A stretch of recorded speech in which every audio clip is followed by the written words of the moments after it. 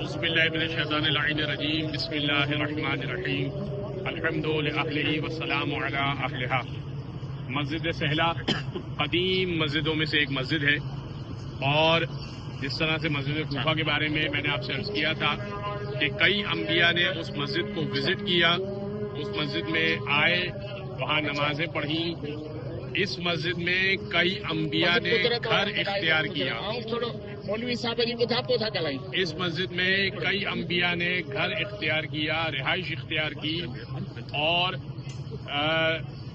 امام جعفر صادق علیہ السلام نے بھی اللہم صلی علی محمد وآل محمد، انہوں نے بھی 3 سال یہاں پر رہائش اختیار کی۔ اس مسجد کی ایک اہمیت تو یہ ہے کہ انبیاء نے یہاں رہائش اختیار کی۔ حضرت ہود علیہ السلام، حضرت صالح علیہ السلام، حضرت ادریس علیہ السلام، حضرت الیاس علیہ السلام، حضرت ابراہیم علیہ السلام، حضرت خضر علیہ السلام، یہ انبیاء نے یہاں پر قیام کیا۔ اس کے بعد یہاں پر مقام امام زین العابدین ہے، امام زین العابدین نے بھی یہاں پر رہائش تو اختیار نہیں کی، البتہ مولا نے یہاں پر آ کر نماز ضرور پڑھی جو مقام زین العابدین ہے۔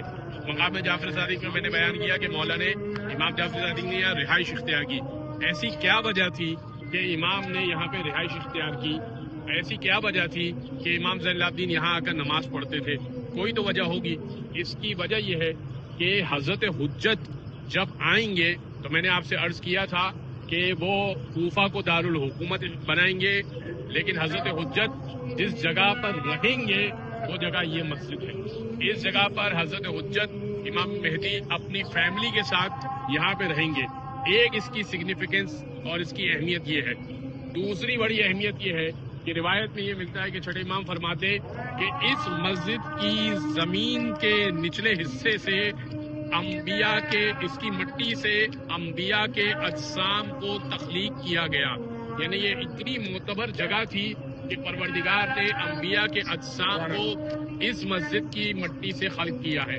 اس کے بعد ایک اور روایت ہے کہ صادق علیہ محمد فرماتے کہ اگر کوئی شخص اس مسجد میں 2 پل ٹھہر جائے اور کچھ دیر بیٹھ جائے، فرمایا کہ وہ ایسے ہے کہ جیسے حضرت حجت کے خیمے میں بیٹھا ہو، حضرت حجت کے خیمے میں بیٹھا ہو، ایسے اس کا یہاں بیٹھنا ہے۔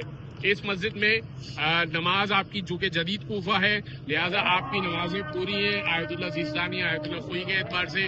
خامنہئی صاحب بنا فرماتے ہیں جدید کوفہ کے حساب سے، تو آپ یہاں پر مسافر نہیں ہیں، آپ چاہیں تو نماز عشاء کو مکمل پڑھیں، چاہے تو قصر پڑھیں یعنی آدھی پڑھیں، البتہ مکمل پڑھنے کا ثواب زیادہ ملے گا۔